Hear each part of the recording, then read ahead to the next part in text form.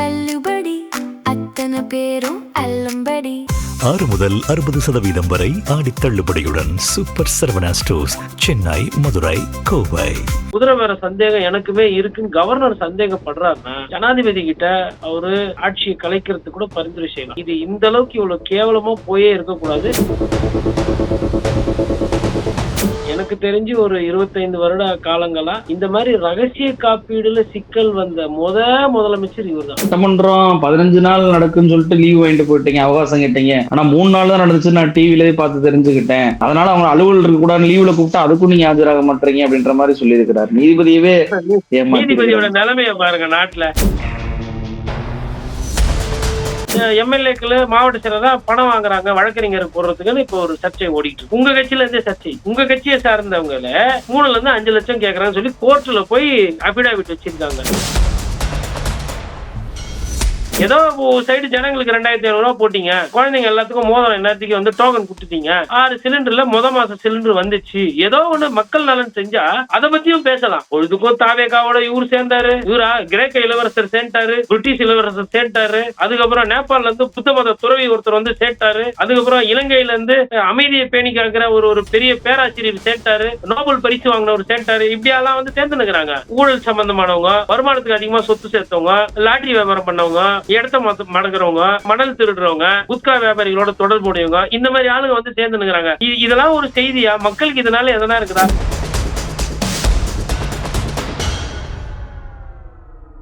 Opinion Tamil பார்வையாளர் அனைவருக்கும் வணக்கம். இன்றைய நேர்காணலில் நம்மோடு இணைந்திருப்பவர் மூத்த பத்திரிகையாளர் திரு கோட்டீஸ்வரன் அவர்கள். சார் வணக்கம்.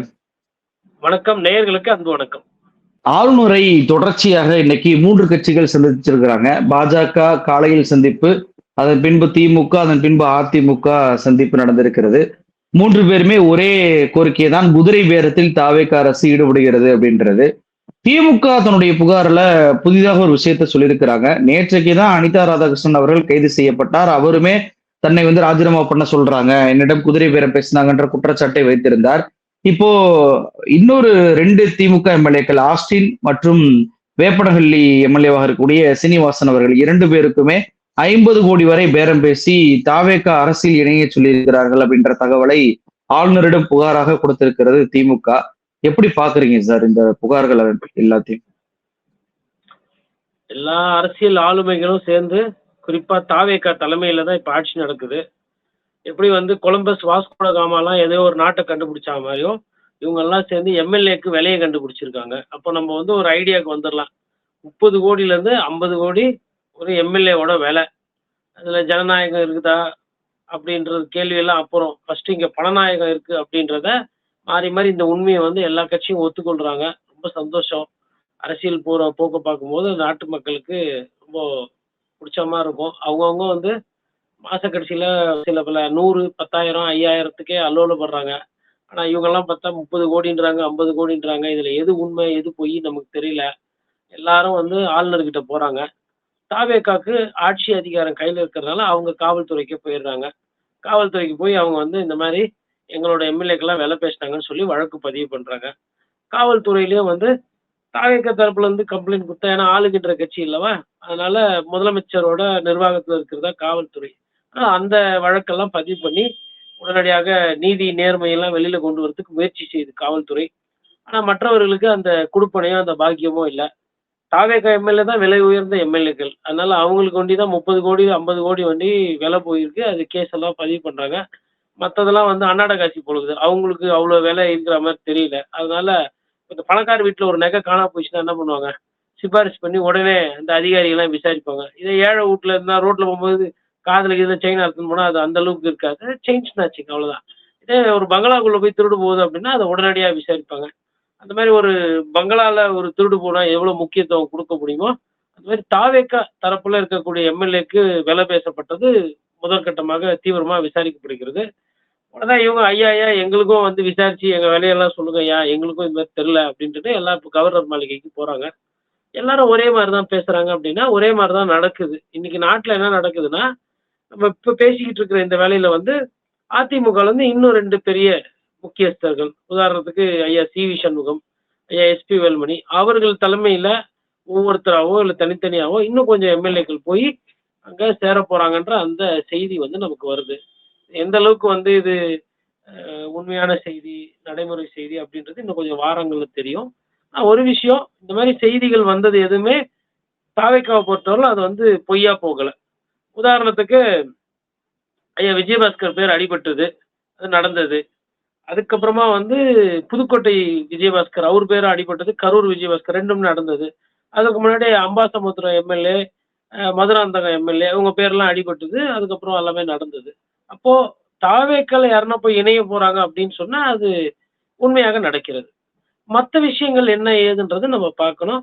இப்போ ஆளுநர பொறுத்தவரையிலும் இது எல்லாத்தையும் ஃபைல் போட்டு, இந்த கட்சி இத சொல்லுச்சு, அந்த கட்சி இத சொல்லுச்சு அப்படின்னு எல்லாத்தையும் பதிவு பண்ணி, ஜனாதிபதிக்கோ, இல்ல வந்து அவரு வந்து தேவைப்பட்டா தேர்தல் ஆணையத்துக்கோ இதெல்லாம் அனுப்பிச்சாருன்னா, இது எவிடன்ஸ் ஆயிடும். அதாவது குதிரை பேரம் இருக்கு அப்படின்றத அந்த ஊர்ல பத்திரிகையாளர்களோ, இல்ல வந்து அரசியல் விமர்சகர்களோ இல்ல, அரசியல் கட்சிகளே சொல்லுது. அப்போ எனக்கு என்னமோ இதுல சந்தேகம் இருக்கு. இந்த 108 இருந்துச்சு. இந்த 108 கூட 118க்கு நம்பர் இல்ல. 1த்துக்கு 4 வாட்டி வந்தாங்க. வந்தாங்க, போனாங்க, குடுத்தாங்க. 118 இருக்கிறதா சொன்னாங்க. நானும் குடுத்தேன். ஆனா அந்த 118 வந்த பாடம் அது நின்ன பாடு கிடையாது. குதிரை பேர சந்தேகம் எனக்குமே இருக்குன்னு கவர்னர் சந்தேகப்படுறாருன்னா, ஜனாதிபதி கிட்ட அவரு ஆட்சியை கலைக்கிறதுக்கு கூட பரிந்துரை செய்யலாம். இது இந்த அளவுக்கு இவ்வளவு கேவலமா போயே இருக்கக்கூடாது. ஆளுநர் வந்து ஒரு ஆய்வு பண்ணாலுமே ஒரு பத்திரிகையாளரா நம்மலாம் அத ஏத்துக்கிறது கிடையாது. மக்களால் தேர்ந்தெடுக்கப்பட்ட ஒரு ஆட்சி இருக்கு. தாவேக் ஆட்சி. 6 மாசத்துக்கு அந்த ஆட்சிக்கு பயம் இல்ல. பிரச்சனை இல்ல. ஏன் இவங்க தப்பு மேல தப்பு பண்றாங்கன்னு தெரியல. 2 விஷயம் இருக்கு. ஒண்ணு இத வந்து தெரியாம கையில ஆட்சி அதிகாரம் வந்த உடனே என்ன யாரு கேட்கறதுன்னு பண்றாங்களா? அது ஒரு பார்வை. 2வது இதுல என்னவா இருக்கும்னா, சரி நம்ம இப்படி பண்ணி ஒரு வேளை ஆட்சிய கலைச்சு விட்டாங்கன்னா, நம்ம திருப்பி நின்னு ஜெயிச்சு வந்துடலாம்ன்னு எதனா ஒரு கணக்கு போடுறாங்களா என்னன்னு தெரியல.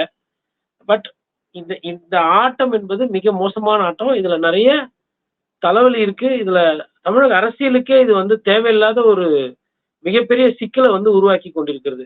இதுக்கு முழு பொறுப்பேற்க வேண்டியவர் யாரு அப்படின்னா, ஐயா விஜய். இது ஒண்ணு இப்ப நான் முன்கூட்டியே பதிவு பண்ணேன் என்னன்னா, நாளைக்கு ஒரு வேளை ஆளுநர் ஆட்சியை கவுக்குறாங்க, இல்ல கோர்ட்ல போயிட்டு இந்த மாரி ராஜினாமா பண்ணதெல்லாம் தப்பு. இது வந்து குதிரை பேர அரசியல் தான் அப்படின்னு கோர்ட்ல ஒரு தீர்ப்பு வருது அப்படின்னா, அந்த பாவப்பழி எல்லாத்துக்குமே பொறுப்பேற்றுக்க வேண்டிய இடத்துல ஐயா ஜோசப் விஜய் இருக்காரு. எல்லாத்துலயும் அமைதியா இருக்கிற மாரி இதுலயும் நீங்க அமைதியா இருக்கிறீங்க. உங்களோட அரசு குதிரை பேர அரசியல் பண்ணுதுன்னு இருக்கக்கூடிய எதிர்க்கட்சியில இருக்கிற எல்லா கட்சிகளும் சொல்லுது. கவர்னர் கிட்ட போய் சொல்லுது. உயர்நீதிமன்றத்துல போய் மனு போடுறாங்க. கிட்டத்தட்ட வந்து பத்திரிகையாளருக்கு சந்திப்புல சொல்றாங்க. நாட்டு மக்கள் கிட்ட பேசிட்டு இருக்காங்க. இவ்வளவு நடக்கும்போது எதுவுமே தமிழ்நாட்டுல நடக்காத மாரி அமைதியா இருக்கிறீங்க. உண்மையிலே இது வந்து ஒரு பாராட்டக்குரிய ஒரு விஷயம் தான் இது. இப்போ இன்னொரு சைடு திமுக என்ன சொல்றாங்கன்னா, இத டைவர்ஷன்னு சொல்றாங்க. டைவர்ஷன் பண்றதுன்றது ஓகேங்க. பட் இதுக்கு குடுக்க போற வேலை, திருப்பி இன்னொரு தேர்தல் தமிழ்நாடு சந்திக்கணுமா? இல்ல திருப்பி மறுபடியும் கோடிக்கணக்குல செலவு பண்ணணுமா? இதெல்லாம் தேவையா? ஆட்சியில வந்தாச்சு. நம்ம எதிர்பார்த்ததை விட 108 சீட்டு வந்திருக்கு. அவ்வளவு வந்தும் கூட இது புரியாத ஒரு தன்மை என்பது எனக்கு தெரியல. இது எங்க போகுதுன்றது. இப்ப அந்த புகார்ல இன்னொரு விஷயத்தையும் குறிப்பிட்டு சொல்லியிருக்கிறாங்க. விஜய் அவர்கள் அந்த ரகசிய காப்பு பிரமாணத்தை மீறிவிட்டார். ஆர்டிகிள் 164 உட்பிரிவு 3 அவர் வந்து மீறி இருக்கிறார். அமைச்சரவை கூட்டத்துல வந்துட்டு அமைச்சரே இல்லாத 2 பேர் தனிநபர்கள் கலந்து கொண்டிருக்கிறாங்க. அதாவது விஷ்ணு ரெட்டியும் அதே போல ஜான் ஆரோக்கியசாமி 2 பேரும். இவங்களுக்கு தலைமைச் செயலகத்துல முதலமைச்சர் பக்கத்திலே அறை என்பதும் கொடுக்கப்பட்டிருக்கிறது. எனவே இந்த ரகசிய காப்பு பிரமாணத்தை மீறினதற்கு மீதும் விஜய் அவர்கள் மீது நடவடிக்கை எடுக்கணும் அப்படின்ற புகாரும் இப்ப கொடுக்கப்பட்டிருக்கு. எஃப்ஐஆரும் போட சொல்லி டிஜிபிட்டையும் ஒரு புகார் கொடுத்திருக்கிறாங்க. நீங்க எப்படி அதை எப்படி பாக்குறீங்க சார்? இதற்கு முன்னாடி இந்த ரகசிய காப்பீடு என்பது எல்லா முதலமைச்சருக்கும் பண்ணி வைக்கிறது. எனக்கு தெரிஞ்சு ஒரு 25 வருட காலங்களா இந்த மாதிரி ரகசிய காப்பீடுல சிக்கல் வந்த முதலமைச்சர் இவர்தான். இதுக்கு முன்னாடி இந்த மாதிரி தரவுகள் எல்லாம் வந்து யாருக்குமே வந்து கம்ப்ளைண்ட் வந்ததில்லை. அம்மையார் ஜெயலலிதாவுக்கு தோழி இருந்தாங்க, சசிகலா இருந்தாங்க, வேற சில நண்பர்கள் இருந்தாங்க. உங்களுக்கு யாரையும் வந்து இந்த மாதிரி பதவி அதிகாரம் எல்லாம் கொடுத்து அவங்க ஆபீஸ்க்கு பக்கத்துல இன்னொரு ஆபீஸ் போட்டு கேபினெட் மீட்டிங்ல எல்லாம் அவங்களை அட்டன் பண்ண வச்சு இந்த மாதிரி கெட்ட பேரெல்லாம் சம்பாதிச்சிக்கல. ஸ்டாலின் அவர்களுக்கும் நண்பர்கள் உண்டு. நண்பர்கள் ஒரு மனிதர் இருக்க முடியும், இல்லாம இருக்க முடியும். எல்லாருக்குமே நண்பர்கள் இருக்கு. நம்ம நேயர்கள் நிறைய பேர் பார்க்குறாங்க. அவங்களுக்கு கூட நண்பர்கள் இருக்கு. நாளைக்கு இப்போ இப்போ இந்த நாட்டுல ஜனநாயகப்படி இந்த நிகழ்ச்சிய பார்க்க ஒவ்வொருத்தரும் முதலமைச்சர் ஆவறதுக்கு சட்ட ரீதியாவும், ஜனநாயக ரீதியாவும் அவங்களுக்கு தகுதி இருக்குங்க. அரசியல்ல வந்து அவங்க வெற்றி பெற்றா யாரு வேணா முதலமைச்சர் ஆனா. ஆனா அப்படி முதலமைச்சர் ஆகுறவங்க பொதுமக்கள் பிரஜை, அவங்களோட நண்பர்கள், சொந்தக்காரங்களுக்கெல்லாம் அந்த மாரி பதவியெல்லாம் போட்டு குடுக்க முடியாது. அதுவும் முக்கியமா கேபினெட் மீட்டிங் அந்த மாரி விஷயங்கள்லாம் நடக்கும்போது, நம்மளோட சொந்த விருப்பு வெறுப்பு தாண்டி, அங்க யார் அதுக்கு தகுதி படைத்தவர்கள், அரசாங்கத்தால யார் அங்கீகரிக்கப்பட்டாங்களோ, அவங்க தான் அந்த மீட்டிங் எல்லாம் அட்டெண்ட் பண்ணணும். இதெல்லாம் ஒரு பேசிக்கு. எனக்கு தெரியல. அதிகாரிகள்லாம் என்ன பண்றாங்க? யாருன்னா ஒரு அதிகாரிக்கு கூடவா அவங்களுக்கெல்லாம் தைரியம் இல்ல? சரி அவரு தான் நடிச்சுட்டு வந்திருக்கிறாரு. அவருக்கு பெரிய அரசியல் அனுபவம் கிடையாது. மக்கள் விருப்பப்பட்டு குடுத்துட்டாங்க. நீங்கலாம் அரசு உத்தியோகம் தானே பார்க்குறீங்க. நீங்கலாம் பச்சை இங்க்ல தானே கையெழுத்து போட்டீங்க. யாருன்னா அவர்கிட்ட தைரியமா போய் சொல்ல மாட்டீங்களா? விஜய் சார் இப்படி பண்ணக்கூடாது சார். இதனால சிக்கல் வரும் சார். நாள பின்ன கேள்வி யாருன்னா கேட்டாங்கன்னா, அது அசிங்கமா இருக்கும் சார். இதெல்லாம் கவர்னர் அலுவலகத்துக்குலாம் போச்சுன்னா சிக்கலு. இல்ல கோர்ட்டுக்கு யாருன்னா போய் பெட்டிஷன் போட்டாங்கன்னா, அரசு தரப்புல கேட்பாங்க. நம்மளால பதில் சொல்ல முடியாது. உங்க பேர் தான் கெட்டு போணும்னு நல்ல எண்ணத்திலயாச்சும் யாருன்னா சொல்லலாம்ல. எல்லாம் அமைதியா இருக்கீங்க. அவரு நெனச்சது செஞ்சுகிட்டு இருக்காரு. நீங்களும் வந்து வேடிக்கை பார்த்துட்டு இருக்கீங்க. தப்பு நடந்தா நடக்கட்டும்ன்ட்டு. ஒரு ஒரு சீக்ரெட் ஆஃப் ஓத் அப்படின்றது என்னன்னா, இந்த இந்த நாட்டினுடைய தமிழ்நாட்டினுடைய மாநிலத்தினுடைய ரகசியத்தை நான் காப்பாத்துவேன் அப்படின்னு நாட்டு மக்கள் எல்லாரும் அறிய போது பதவி ஏற்கும் போது பதவி பிரமாணத்துல சொல்லி எடுத்துக்கிற ஒரு விஷயம். அதற்கு மாறா அதற்கு முரணா நீங்க இப்படி பண்றீங்களே, அதெல்லாம் வந்து எல்லாம் தெரிஞ்சு பண்றது இல்லைங்க. நான் உச்சக்கட்ட பைத்தியக்காரத்தனம். தெரியல. ஒரு குழந்தைகிட்ட போயிட்டு நீங்க வந்து இப்ப தண்ணியில போறீங்க போட்ல. போட்ல போகும்போது குழந்தைகிட்ட நீங்க செல்போன் குடுத்தீங்கன்னா என்ன பண்ணும் அந்த குழந்தை? தூக்கி தண்ணியில போட்டுரும். இந்த ஃபோன் என்னன்னு தெரியாது. அந்த குழந்தைகிட்ட வண்டி சாவி குடுக்குறீங்க. என்ன பண்ணும் குழந்தை? தண்ணியில போட்டுரும். இந்த மாரி யாருகிட்ட எது இருக்கோ தெரியாம, அது வந்து இது மாநில சம்பந்தப்பட்டது. ஒரு சில ரகசியங்கள் காப்பாத்தணும். யார் யார் அந்த மீட்டிங்ல கலந்துக்கிறதுக்கு அனுமதி இருக்கு இப்படின்றது எதுவுமே தெரியாம குழந்தைத்தனமாக இந்த மாதிரி எல்லாம் பண்றது, இது வந்து எந்த விதத்துல நியாயம்? இதுக்கெல்லாம் என்ன விளக்கம் இத திட்டக்கூட முடியாது. இப்போ இதெல்லாம் வந்து இப்ப இதுக்கு முன்னாடி குதிரை பேர அரசியல் வந்து நான் ஒரு பத்திரிகையாளரா விமர்சனம் வைப்பேன் நான். ஏன்னா இது வந்து பணம் பத்தும் பண்ணுது, பணம் வந்து அரசியல நாசம் பண்ணுதுன்னு சொல்லிட்டு. இப்ப அதுல வந்து நான் மாற்றுன்னு சொல்லிட்டு கடைசியில என்னன்னா மண்ணாங்கட்டித்தனமான அரசியல் நடந்துகிட்டு இருக்கு. என்ன அந்த மண்ணாங்கட்டித்தனமான அரசியலு? அவங்கலாம் ரூ. 2000 ரூ. 3000 குடுத்து ஓட்டுக்கு காசு கேட்டாங்க. நீங்க மொத்தமா கோடிக்கணக்குல குடுத்து எம்எல்ஏக்கு விலைக்கு வைக்கிறீங்க. இதுதானே குதிரை பேர அரசியலு. இதுல என்ன பெருமை வேண்டி கிடக்குது? இதுல யாரு மாற்று? நீங்க எப்படி திமுகவோடவோ அதிமுகவோட நீங்க மாற்று. சாரசாரியா வந்து அதிமுகல ஊழல் குற்றச்சாட்டுக்கு உள்ளான அமைச்சர்கள், ஊழல் வழக்குகள் இருக்கக்கூடிய நிலுவையில் இருக்கிறவங்க வந்து சேர்க்கறாங்க. கொஞ்சம் கூட வெட்கமே இல்லாம தேர்தலுக்கு முன்னாடி அவங்கள எதிர்த்து பேசிட்டு பிரச்சாரம் பண்ணிட்டு அவங்கள சேர்த்துக்கிறீங்க. தேர்தலுக்கு முன்னாடி திமுக கூட்டணியில் இருந்தவங்கள கல்லாப்பெட்டி கூட்டணின்னு பேசிட்டு திருப்பி எந்த முகத்தை வச்சு அந்த கல்லாப்பெட்டி கூட்டணியில் இருக்கவே சேர்த்துறீங்கன்னு தெரியல. ஆனா உங்களுக்கே வந்து நீங்களே ஒண்ணும் இல்ல.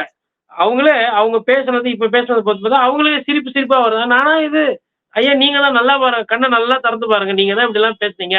இப்ப நீங்க தான் இப்படி மாத்தி பேசுறீங்க. நீங்க மாத்தி பேசுறதும் இல்லாம இப்ப வைகோ மாத்தி பேசுறாரு. ஐயா திருமாவளவன் மாத்தி பேசுறாரு. தோழர்கள் கம்யூனிஸ்ட் தோழர்கள் ஒரு நாள் உதயநிதி பண்ணது தப்பு, ஒரு நாள் விஜய் பண்ணது தப்புன்றாங்க. அப்புறம் இவர் பண்ணது கரெக்ட்ன்றாங்க. அப்புறம் அவர் பண்ணது கரெக்ட்ன்றாரு. அப்புறம் அவரும் அப்படி பேசிருக்க கூடாது, இவரும் அப்படி கேட்டுக்கூடாது. சட்டமன்றத்துல எப்படி பேசணுமோ அப்படி பேசணும். அப்படி ஒருவேளை உதயநிதி பேசுனது அப்பெல்லாம் அன்னைக்கு என்ன பண்ணிட்டு இருந்தீங்க? அன்னைக்கெல்லாம் படம் பேர் சொல்லியா, ஷோ காட்டலையா, சினிமா கொட்டைக்கு மாதிரி தெரியலையா அப்படின்னா அன்னைக்கு பேசியிருக்கணும். அதை இவ்வளவு நாள் கம்முன்னு இருந்துகிட்டு இப்ப பேசுறீங்களா? இதெல்லாம் முழு சந்தர்ப்பம் இல்ல. இப்ப இதெல்லாம் இப்ப இதுக்கு என்ன முட்டு கொடுக்க போறீங்க? ஒரு கேபினெட் மீட்டிங்ல கூட்டணி கட்சியில இருக்கிற நீங்களே அலவுடு கிடையாது. உங்களோட ஆதரவு தயவுனாலதான் அங்க கூட்டணியில நடக்குது. மக்களால் தேர்ந்தெடுக்கப்பட்ட மத்த எம்எல்ஏவே அலவுடு கிடையாது. 234 எம்எல்ஏ இருக்கிறாங்க. எல்லா எம்எல்ஏ உள்ள அலவுடு கிடையாது. அமைச்சரவையில யாரு, அதுல யாரு முக்கிய அதிகாரிகள் கலந்துக்க முடியுமோ அதிகபட்சம் அவ்வளவுதான். அப்ப இது என்ன மீட்டிங்கு? இப்போ எக்ஸாம் எல்லாம் எல்லாரும் போக முடியுமா? அது மாதிரிதான் இது மாதிரி ஒண்ணுத்த பண்ணிட்டு எதுவுமே நடக்காத மாதிரி அப்படியே பேந்த முழிக்கிறது, அமைதியா இருக்கிறது, அமைதி காக்கிறது, நான் எதுவுமே பேச மாட்டேன், வாயே திறக்க மாட்டேன் அப்படின்றது இது என்ன விதமான அரசியல்னு எனக்கு புரியல. இதுக்கு முன்னாடி முதலமைச்சர்கள்லாம் இருந்தாங்க. மற்ற ஊர்லயும் தென் மாநிலங்களையும் நான் விசாரிச்சு பார்த்தேன். சீக்கிரசி ஓத் இருக்கு பாருங்க. அந்த ஓத் எடுக்கும்போது நான் வந்து இதை காப்பாத்துவேன், இந்த ரகசியத்தை இது பண்ணுவேன் அப்படின்னு அதன் அடிப்படையில சொல்லி பண்ணும்போது ஒரு சில விஷயங்கள் பண்ணணும். இன்னொன்னு யாருமே வந்து முதலமைச்சர் ஆனதுக்கு அப்புறம் தனியார் பாடி கார்டு எல்லாம் வச்சுக்கிறது கிடையாது. தனியார் செக்யூரிட்டி தான் வச்சுக்கிறது இல்லை. ஒட்டுமொத்த தமிழ்நாட்டுக்கே தமிழ்நாடு காவல்துறை தான் பாதுகாப்பு. ஃபர்ஸ்ட் அதை புரிஞ்சுக்கோங்க. இன்னைக்கு தேதியில நீங்க முதலமைச்சர், நீங்க என்ன பண்றீங்க? ஐயா ஆதவர்ஜுன் என்ன சொல்றாரு, எனக்கு கரூர் காவல்துறையை பத்தி எனக்கு தெரியும், அவங்க தான் வந்து கொலைக்கு வந்து பிளான் பண்ணாங்க. அதாவது அன்றைய முதலமைச்சர் வந்து பிளான் பண்ணி போலீஸை வச்ச 42 பேர் இறப்புக்கு வந்து காரணமா இருந்தாங்கன்றாங்க. இது ஒரு காவல்துறை மீது சொந்த நாட்டுல தன்னுடைய மாநிலத்தில் இருக்க காவல்துறை மாதிரி இது மாதிரி பொத்தாம் பொதுவா ஒரு குற்றச்சாட்டை வேற யாருன்னா போட்டா காவல்துறை சும்மா இருக்குமா? அமைச்சரே இப்படி சொல்றாரு. தன்னுடைய துறை, அதாவது தங்களோட அரசு அங்க கீழே இருக்கக்கூடிய ஒரு, இப்ப அந்த கரூர் போலீஸ் எல்லாம் சஸ்பெண்ட் பண்ணிட்டாங்களா? அவங்க எல்லாம் அங்க வேலை பார்க்கலையா? கான்ஸ்டபிள்லாம் இல்லையா? அங்க எஸ்ஐ இல்லையா? வேற எந்த அதிகாரியும் முக்கியமான எஸ்பியை மாத்திருப்பீங்க, இல்ல அதுக்கு கீழே ஒரு 2 டிஎஸ்பி ஏசி லெவல் ஏதாவது 1-2 பேர் மாத்திருப்பாங்க. அந்த போலீஸ் ஸ்டேஷன்லாம் அப்படியே தானே இருக்குது. அதுக்கு என்ன பதில் சொல்றீங்க? ஏதோ ஒன்று அடிச்சு விடணும், ஏதாவது ஒன்று பேசணும். இப்படின்னா அப்படின்றது, அப்படின்னா இப்படின்றது சொல்லி மடமாற்றம் பண்ணி ஒரு அரசியல் பண்ணணும். இப்போ பாருங்க, இதெல்லாம் பேசிட்டு இருக்கும்போது 2 விஜயபாஸ்கர் மறந்துட்டோமா? திங்கக்கிழமை இல்லை புதன்கிழமை அவங்க 2 பேர் சேர்றாங்கன்னு வச்சுக்கோங்களேன். எஸ்பி வேல்மணியும் உதாரணம் சிவி சண்முகம் வேற எதனா ஒன்று கொளுத்தி விட்டுணும். கொளுத்தி விட்டு அதை ஒரு 2 நாளைக்கு பேசிட்டு இருக்கணும். மேபி கேஎன்ஆர் கூட அரெஸ்ட் பண்ணலாம், ஏதோ ஒன்று. இல்லை வேற எதனா ஒரு நிகழ்ச்சி, இல்லை ஒரு பத்திரிகையாளரை வந்து தூக்கி போய் அரெஸ்ட் பண்ணி வச்சுக்கலாம். ஏதோ ஒன்று பண்ணணும். பண்ணிட்டு அதை பேசு பொருளாக்கி ஓட்டும். அப்போ இதை மறந்துடணும், இதை பற்றி யாரும் பேசக்கூடாது. பட் இப்போ இதுக்கு மேலே இதெல்லாம் லேட். ஏன்னா கவர்னர் அலுவலகத்துக்கு ஒரு விஷயம் போகுது அப்படின்னா அது வந்து உங்களுக்கு நிறைய பிரச்சனை தான் அரசுக்கு. அரசு வந்துட்டு பத்திரிகையாளர்களை அவாய்டு பண்ணுற மாதிரி கவர்னர் அவாய்டு பண்ண முடியாதுல்ல. கவர்னர் அலுவலகத்தில் ஒரு நோட்டு போட்டாங்கன்னா அவங்க என்ன பண்ணுவாங்க? ஆட்டோமேட்டிக்காக ராஜ்பவன்லேருந்து பத்திரிகை செய்தியாக வந்துடும். இது யாருக்கு அவமானம்? யாருக்கு இந்த அசிங்கம்? ஃப்ரெண்டுனா ஃப்ரெண்டை வீட்டில் வச்சுக்கணுங்க. போகிற இடம்லாம் வந்துட்டு கங்காரு குட்டி மாதிரி வயிற்றுல தூக்கின்னு போக முடியாது. சினிமா ப்ரொடியூசரு, ஆமாம், சினிமா ப்ரொடக்ஷன் பண்ண நஷ்டமாயிடுச்சுன்னா நஷ்ட காசு கொடுங்க. தூக்கி டெல்லி பிரதிநிதி கொடுக்குறீங்க. ஒரு சைடு விமர்சனம், ஒரு சைடு அரசியல் இங்கீதம் இல்லாமல் நடந்துக்கிறீங்க, ஒரு சைடு எதெல்லாம் செய்யக்கூடாதோ அதெல்லாம் செஞ்சுக்கிட்டு இருக்கிறீங்க. உதாரணத்துக்கு எதெல்லாம் செய்யக்கூடாது? கேபினெட் மீட்டிங்கில் உங்களோட நண்பர்கள்லாம் கூட்டு போகக்கூடாது. இல்லை அவங்களுக்கு என்ன அதிகாரத்தில் கூட்டு போறீங்கன்னு சொல்லணும். அதிகாரம் என்ன இருக்கானா? இல்லை. அதிகாரம் இல்லாதால நீங்கள் எப்படி எடுத்துன்னு போவீங்க? இது அதிகார துஷ்பிரயோகம் இல்லையா? எவ்வளவு, அதாவது ஜோதிடருக்கு பதவி, தெரிஞ்ச கேமராமேனுக்கு பதவி, தன்னை வைத்து படம் எடுத்தவருக்கு ப்ரொடியூசருக்கு பதவி, அதுக்கப்புறமா தன்னை வைத்து படம் எடுத்து கூட அந்த நாள்ல இருந்து கட்சியை வலுப்படுத்தவருக்கு அமைச்சர் பதவி. அது நியாயம். இப்போ ஐயா ஆனந்த் அவர்கள் அமைச்சராகிறது யாருன்னா எதனா கேட்குறாங்களா? யாரும் பேச முடியாது. ஏன்னா அது ஜனநாயகப்படி தவறு இல்லை, கரெக்டா செஞ்சிருக்கிறாங்க. அவரு கூட இருந்து பயணம் பண்ணாரு. ஒரு தேர்தலை நிறுத்தினீங்க, தேர்தலை ஜெயிச்சாரு, எம்எல்ஏ ஆனாரு, அவருக்கு வந்து அமைச்சர் பதவி கொடுக்கப்பட்டது, அவருக்கு ரகசிய காப்பீடு பண்ணி அமைச்சராக்கி அழகு பார்த்தீங்க, ரைட்டு, அதெல்லாம் முறை. அதிகாரம் இருக்குன்றதுனால எனக்கு பிடிச்சவங்களெல்லாம் அதிகாரியா போடுறது, ஒரு பதவியில உட்கார வைக்கிறது. இப்போ எம்எல்ஏக்கள் மாவட்ட செயலராக பணம் வாங்குறாங்க வழக்கறிஞருக்கு போடுறதுக்குன்னு இப்போ ஒரு சர்ச்சை ஓடிட்டு இருக்குது. உங்க கட்சியில இருந்தே சர்ச்சை. உங்க கட்சியை சார்ந்தவங்கள 3-5 லட்சம் கேட்கறான்னு சொல்லி கோர்ட்ல போய் அபிடாவிட் வச்சிருக்காங்க. இதுக்கு முன்னாடி திமுகவும் இருந்துச்சு, அதிமுகவும் இருந்துச்சு. அந்த கட்சியில ஊழல், லஞ்ச லாவணி எல்லாம் இருந்துச்சு, குற்றச்சாட்டு இருந்துச்சு. நான் இருக்கல, மறுக்கலன்ற, அதை மறுக்கிறது என் வேலை கிடையாது. ஆனா அந்த கட்சியில வழக்கறிஞர் நியமனத்துல பணத்தை வாங்கின்னு பதவி போட்டு கொடுத்தாங்கன்னு வழக்கறிஞர் மேலாம் வரல. அரசு தரப்பு சார்பா ஆஜராகக்கூடிய வழக்கறிஞர்களுக்கு மெரிட் பிரகாரம் போட்டதான் அங்க பேச்சு பொருள். எதுல வந்து நீங்க ஒழுங்கா பண்றீங்க? எல்லாத்துலயும் சொதப்பி வச்சிருக்கீங்க. அப்புறமா சொல்றீங்க நாங்க வந்து லஞ்சத்தை ஊழலை ஒழிக்கிறோன்றீங்க. சரி, அதுக்கு வந்து ஒரு சில சமிக்கைகள் தெரியுது. நானுமே ஒரு சில காணொலிகளை, ஆமா அதெல்லாம் வந்து இப்போ ஒரு சில அமைச்சர்கள் அதுக்கு முயற்சி எடுக்கிறாங்கன்னு சொல்றோம். நல்லது இம்மாத்தூண்டு, கெட்டது இவ்வளோ செய்றீங்க. எப்படி இந்த அரசை வந்து விமர்சனம் பண்ணாம இருப்பது? ஏதோ சைடு ஜனங்களுக்கு 2500 ரூபா போட்டீங்க, குழந்தைங்க எல்லாத்துக்கும் மோதிரம் எல்லாத்துக்கும் வந்து டோக்கன் கொடுத்துட்டீங்க, 6 சிலிண்டர்ல மாசம் சிலிண்டர் வந்துச்சு, ஏதோ ஒன்று மக்கள் நலன் செஞ்சா அதை பத்தியும் பேசலாம். பொழுதுக்கும் தாவேகாவோட இவர் சேர்ந்தாரு, இவரா கிரேக்க இளவரசர் சேர்ந்தாரு, பிரிட்டிஷ் இளவரசர் சேர்த்தாரு, அதுக்கப்புறம் நேபாளில இருந்து புத்த மத துறவி ஒருத்தர் வந்து சேர்த்தாரு, அதுக்கப்புறம் இலங்கையில இருந்து அமைதியை பேணி காக்கிற ஒரு பெரிய பேராசிரியர் சேர்த்தாரு, நோபல் பரிசு வாங்கினவர் சேர்த்தாரு. இப்படியெல்லாம் வந்து சேர்ந்து நிற்கிறாங்க. ஊழல் சம்பந்தமானவங்க, வருமானத்துக்கு அதிகமாக சொத்து சேர்த்தவங்க, லாட்ரி வியாபாரம் பண்ணவங்க, இடத்த மடங்குறவங்க, அதுக்கப்புறமா வந்து உங்களுக்கு மணல் திருடுறவங்க, குட்கா வியாபாரத்தில் குட்கா வியாபாரிகளோட தொடர்புடையவங்க, இந்த மாதிரி ஆளுங்க வந்து சேர்ந்து நிற்கிறாங்க. இதெல்லாம் ஒரு செய்தியா? மக்களுக்கு இதனால எதனா இருக்குதா? பொழுதுக்கும் எங்களை ஏன் இப்படி எல்லாம் பேச வைக்கிறீங்க? தாவேக்காவோட பாராட்டி பேசணும்னு நினைச்சா கூட இந்த அரசியல்ல நீங்க எப்படி நியாயப்படுத்துவீங்க? இப்போ ஒருவேளை மக்களுக்கு ஏதோ செய்யறாங்க நல்லதுன்னா கரெக்ட் பாராட்டி பேசலாம். இப்போ உதாரணத்துக்கு ரமேஷ் வந்து கோயில் எல்லாம் சரி பண்ணோம் அப்படின்னு ஒரு சில முயற்சி எடுக்கிறார். அதுக்கப்புறம் அமைச்சர் ஏதோ வெள்ளை அறிக்கையோ ஏதோ ஒன்று பண்ணிருக்கிறாரு. அது முடியறதுக்குள்ளே பாண்டிச்சேரியில கோர்ட்டு நேரம் கூப்பிடுது அமைச்சரை. எப்பா நீ தானேப்பா அது கூட பிறந்த அண்ணனை கேவலமா பேசுனது, உருட்டுக்கட்டை எடுத்துன்னு போய் தூய்மை மண்டையை உடைக்க போனது, கூட பிறந்த அதாவது நீதிபதியே சார் நீதிபதியே ஒரு விஷயத்த சொல்லியிருக்காரு. என்னன்னா சட்டமன்றம் 15 நாள் நடக்குன்னு சொல்லிட்டு லீவ் வாங்கிட்டு போயிட்டீங்க, அவகாசம் கேட்டீங்க. ஆனா 3 நாள் தான் நடந்துச்சு, நான் டிவிலே பார்த்து தெரிஞ்சுக்கிட்டேன். அதனால அவங்க அலுவல் இருக்க கூட லீவ்ல கூப்பிட்டா அதுக்கும் நீங்க ஆஜராக மாட்டீங்க அப்படின்ற மாதிரி சொல்லியிருக்கிறார். நீதிபதியவே நீதிபதியோட நிலைமைய பாருங்க. நாட்டுல நீதிபதி வந்து எல்லா கேஸ்லயுமா இப்படி நீதிபதி உட்காந்து சொல்லிட்டு இருப்பாங்க? சம்மனை கூப்பிட்டு போய் புடிச்சு தூக்கினுவாங்க. இப்ப அதாவது தப்பிச்சு ஓட போறது இல்ல அனிதா ராதாகிருஷ்ணன், அக்கில புடிச்சு அப்படியே பொல்லேரோ காரில் அப்படியே அமுக்கின மாதிரி இட்டுன்னு வரீங்க. அவர் ஓட போறது கிடையாது. அதே மாதிரி மரிய வில்சன் ஓட போறது கிடையாது. ஆனா இதே மாதிரி நடந்துக்குவீங்களா? நீதிமன்றம் சொல்லியிருக்கு வாங்கப்பா அப்படின்னு போய் இதே மாதிரி சம்மன் கொடுத்து கூப்பிட்டு போவீங்களா? உங்களுக்கு வெறும் காவல்துறை விசாரணை, அது நீதிமன்றமே நேரில் வாப்பான்னு கூப்பிடுது. அப்போ உங்களுக்குன்னா ஒரு நியாயம், ஊருக்கு மற்றவங்களுக்குன்னா ஒரு நியாயம். இப்போ அந்த கேஸ்லயே பாருங்க, அண்ணனை வந்து நம்ம கோபம் வந்ததுன்னா நம்ம அண்ணன் தம்பிகளுக்குள்ளேயே திட்டுறது கொள்றது வழக்குங்க. பொதுவாக அண்ணியை வந்து யாருமே கோபமா பேச மாட்டாங்க. ஒரு சிலர் இன்னும் சொல்ல போனா அண்ணியை வந்து குடும்பத்துல அம்மாவுக்கு அடுத்த ஸ்தானத்துல பாக்குற அந்த கலாச்சாரம் நமக்கு இருக்கு. அண்ணங்கிட்ட நம்ம உரிமையா பேசுவோம், திட்டுவோம், பாப்பா போப்பா சண்டை போடுவோம், ஆபாசம் எது வேணா. அண்ணியை பார்த்தா அமைதியா போறதும் தமிழ் கலாச்சாரம். அவங்களும் வந்து அது ஒரு இப்படியெல்லாம் இருக்குது. இந்த காணொலி யாருன்னா பார்த்தாங்கன்னா தமிழ்நாட்டில் இவரு தாங்க கோர்ட் கூப்பிட்டு அமைச்சிருக்குத ஒரு அமைச்சர் இவரு தாங்க அவரு அப்படின்னா, அப்போ கோவம் வரும்போதெல்லாம் பார்த்தீங்கன்னா தமிழ் நல்ல வடிவான தமிழ் மெட்ராஸ் பாஷை சரளமா வருது. ஆனா அதே பட்ஜெட் பத்தி எதனா கேள்வி கேட்குறோம், இல்லை வந்து வெள்ளை அறிக்கை பத்தி எதனா பேசுனா ரொம்ப கஷ்டப்பட்டு பாவம் பேசுறாரு. அதனால அவருக்கு இப்போ கோவ நிலையில இருந்தா அமைச்சர் சரளமா நல்லா பேசுறாரு. அவரோட செயல்பாடுகள் வேகமா இருக்கு. சரி இப்படி ஒருத்தர்.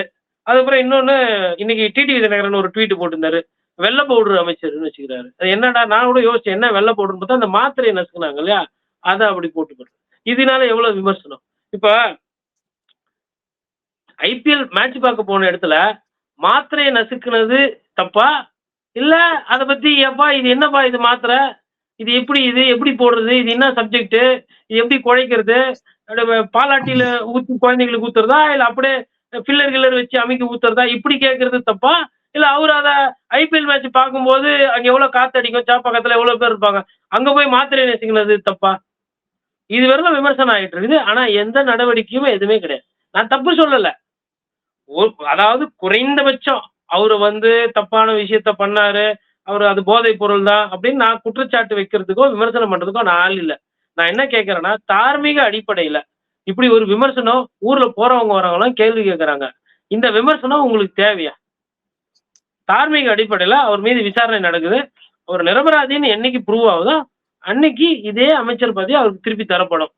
தாவேக்கால விமர்சனத்துக்கு அப்பாற்பட்ட ஒரு அரசியல் ஒட்டுமொத்த இந்தியாவில் இருக்கும்னா அது இது ஜோசப் விஜய் உங்க அண்ணனோட ஆட்சியில ஒண்டிதான் நடக்கும் அப்படின்னு சொல்லிட்டு இந்த மனுநீதி சோழன் படம் பார்த்த மாதிரியோ இல்ல நாட்டாம படத்துல நாட்டாம தீர்ப்பை மாத்து அப்படின்னு சொல்லிட்டு இந்த போவார் பாருங்க, அந்த மாதிரி இவர் பண்ணலாம் இல்லையா? ஒரு எடுத்துக்காட்டா பண்ணலாம். அந்த வீடியோவை ரிலீஸ் பண்ண சரண் என்பவரை இப்ப போலீஸ் வந்து கைது பண்ணி கோர்ட்ல கொண்டு போய் சரண்டர் பண்ணிருக்கிறாங்க. நான் என்ன சொல்றேன், இல்ல கரெக்டுங்க, அது போதை மாத்திரை இல்லைங்க, அது வந்து பாராசிட்டமால் குழந்தைங்களுக்கு கொடுக்குற மருந்து. அமைச்சர் சொல்றதே நம்ம அப்படியே நம்புவோம், ரைட்டுங்களா? நமக்கு என்ன போச்சு, நாட்டு மக்கள் நம்புறாங்க, நிறைய பேர் நம்புறாங்க, நம்மளும் நம்புவோம், ஓகேங்களா? ஒரு மாத்திரைய கசக்கின ஒரு வீடியோக்கா கைது வரலும் போவீங்க? அப்போ இந்த படத்துல காட்டுவாங்க பாருங்க, கட்டப்புள்ள கிட்ட அடி வாங்கின இவங்களுக்கே இவ்வளவு அடினா அப்போ அவருக்கு எவ்வளவு அடி அப்படின்ற மாதிரி. அப்போ இதெல்லாம் வந்து சிரிப்பா வரலையா இதெல்லாம் பார்க்கும்போது? காவல்துறை ஏதோ வந்து சொப்பு வச்சு விளையாடுற மாதிரி இருக்கு. அதாவது மாத்திரை தானே அது, மாத்திரையே வீடியோ போட்டாரு அவரு, சரி அவர் மீது நீங்க என்ன பண்ணணும்? அவரு தப்பா போட்டாரு, அவர் மீது மான நஷ்ட ஈடு, டிஃபமேட்டரி, ரைட்டா? Because I am taking, there is no crime involve in it. அதுல குற்றம் நடக்கல.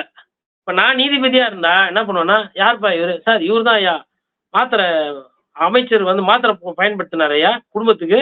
அந்த குழந்தைக்கு போட்ட மாத்திரைன்னு கூட பார்க்காம இவர் வந்து ஆபாசமா வந்து அமைச்சர் போதை மாத்திரை பயன்படுத்தினார். இவர் தான் தப்பா வீடியோ போட்டார் அப்படின்னா, சரி தப்பா வீடியோ போட்டவர் இங்க இருக்காரு, மாத்திரை பயன்படுத்தினவர் எங்க இருக்கிறாரு? அவரையும் கூப்பிடுங்க.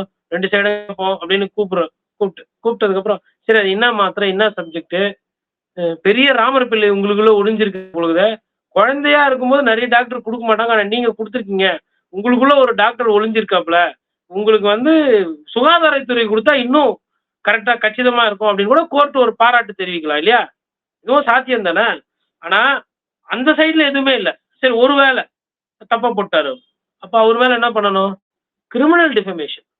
அமைச்சருக்கு நற்பெயரை களங்கத்தை உருவாக்குறதுக்கு இவர் முயற்சி பண்ணிட்டாரு. இவர் ஒரு பாலிய சிநேகிதான், காழ்ப்புணர்ச்சியில் இந்த மாதிரி போட்டாரு அப்படின்னா, அவரை வந்து ஒரு 2 மணி நேரமோ 3 மணி நேரமோ விசாரணை பண்ணிட்டு அவர் மீது வந்து ஒரு 5 கோடியோ, அவர் வசதி எவ்வளவோ, உங்க நண்பர்ன்றதால வசதி கூட இருந்தா நிறைய கோடி கேளுங்க, கம்மியா அந்த ஒரு 1 கோடி 2 கோடி டிஃபமேஷன் பண்ணி கேஸ் நடத்துங்க.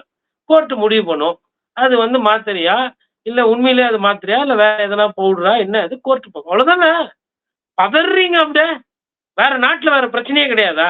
அனிதா ராதாகிருஷ்ணன் ஒருமையில பேசிட்டாராம். ஒட்டுமொத்த தூத்துக்குடி போலீஸும் போய் நின்று காலையில இருந்து இந்த சிங்கம் படத்துல வர மாதிரி காலில் போறீங்க, அப்படி நிக்கிறீங்க, உங்களை கைது செய்யணும்ன்றீங்க. அவர் சரி நான் என் காரில் வரேங்க அப்படின்னு. எதனா ஒரு இடத்துல அனிதா வந்து லைவ் ஃபுல்லா ஓடுது, எல்லாரும் லைவ் பாக்குறாங்க. அதுல வந்து எங்கன்னா ஆபாசமா பேசுறாரா, இல்ல எங்கன்னா வந்து காவல்துறைக்கு ஒத்துழைப்பு தர மாட்டேன்றாரா, இல்ல தப்பிச்சு ஓடுற மாதிரி தெரியுதா? அவரை பார்த்தா அவரே பாவம் நடக்க முடியாம நடந்துன்னு ஏதோ போறாரு. அப்ப 6 மணி நேரம் ஒரு டிஃபமேஷன் கேஸுக்கு போலீஸ், அதுவும் கரெக்டா வெள்ளிக்கிழமை போய் நீங்க பண்றீங்கன்னா இதெல்லாம் என்ன இது? அதாவதுங்க, திமுக மோசம் அதிமுக மோசம்ன்றதுனால நம்ம பண்றது எல்லாம் சரின்ட்டு நீங்க பண்றீங்களே, இது யாரு கேட்கறது? இப்போ அனிதா ராதாகிருஷ்ணன் மீது ஊழல் குற்றச்சாட்டுகள் எதனா இருக்கும். ஒருவேளை அதை நம்மளும் ஒன்றும் தப்பு கிடையாது. இருக்கும் இல்லை எதனா இருக்குன்னா அந்த கேஸ்ல போடும். எவ்வளவு பேர் மேல எவ்வளவு கிரிமினல் டிஃபமேஷன் கேஸ் இருக்கு. பத்திரிகை துறையில எல்லாம் ஆசிரியர்கள் இருக்காங்க. ஒவ்வொரு ஆசிரியர் மீதும் எடிட்டர் மீதும் எனக்கு தெரிஞ்சு நிறைய டிஃபமேஷன் இருக்கும். இப்படி கைது தான் நீங்க டிஃபமேஷனுக்கு பண்ண போறீங்கன்னா, நியூஸ் பேப்பரு, டிவி, அதுக்கப்புறம் அச்சு ஊடகம், காட்சி ஊடகம், ஓரளவுக்கு சமூக வலைதளத்தில் இருக்குது, எதுவுமே வர முடியாதுங்க. செய்தியே நடத்த முடியாது. எதனால வந்து சட்டத்துல அதை வந்து கொஞ்சம் தள்ளி வச்சாங்க? எதுக்கு வந்து அதை சிவில் கேஸா வச்சாங்க? ஏன் அதை கிரிமினல் பார்வையா பார்க்காம ஒரு குண்டாயுசமாவோ இல்ல ஒரு ரவுடித்தனமா அதை ஏன் பார்க்கல? சட்டம் ஒழுங்குக்கு உடனே குந்தகம் வளைக்கிற மாதிரி ஒரு பிரச்சனையை ஏன் பார்க்கல? 2 பேர் சம்பந்தப்பட்ட விஷயம். இதுல ஒருத்தரோட மாண்பு மரியாதை குறைக்குமேனால் அது டிஃபமேஷன் செக்ஷன்ல வரும். என் பேரை கெடுத்து விட்டாரு இவரு, அதுக்கு என்ன சட்டமோ அது தரவுகள் இருக்கு, அதுக்கு தண்டனை இருக்கு, அதுக்கு குற்றம் இருக்கு. அப்படியெல்லாம் போனோம். இப்போ என்னை பார்த்து ஒருத்தர் விசில் அடிக்கிறாரு, அவர் மேல இவர் எனக்கு கல்லெடுத்து அச்சு என்னை சாவடிக்க பார்த்தாரு, நான் கேஸ் கொடுக்க முடியுமா? என்னப்பா பண்ணாரு? விசில் அடிக்கிற, எப்ப பார்த்தாலும் என்ன பார்த்தாலும் விசில் அடிக்கிறாருங்க, கிண்டல் பண்றாருங்க, ஒரு மாதிரி கேவலமா பேசுறாருங்க. அதுக்கு நான் கொலை கேஸ் அவர் மேல கொடுக்க முடியுமா? அப்போ ஒருத்தர் பேசி இருந்தா நீங்க என்ன பண்ணலாம்? முன்னாடி எல்லாம் என்ன பண்ணுவாங்க, அரசியல நீ என்னை பத்தி பேசுறேன், நான் உன்னை பத்தி இதை விட மோசமா பேசுறேன் அப்படின்னு விமர்சனம் பண்ணுவாங்க. அவ்வளவுதானே. அப்போ வீடியோ போட்டா அரெஸ்ட் பண்றீங்க, பேசினா எம்எல்ஏ முன்னாள் சட்டமன்ற உறுப்பினர் அரெஸ்ட் பண்றீங்க. ஆனா இந்த சைடு பார்த்தா குதிரை வேற அரசியலே நடக்குது, அது யாரும் கேட்க மாட்டேன்றாங்க. நிகழ்ச்சியில் கலந்து கொண்டு பல்வேறு தகவல்கள் நேற்று பகிர்ந்துட்டீங்க. ரொம்ப நன்றி சார். நன்றி, வணக்கம்.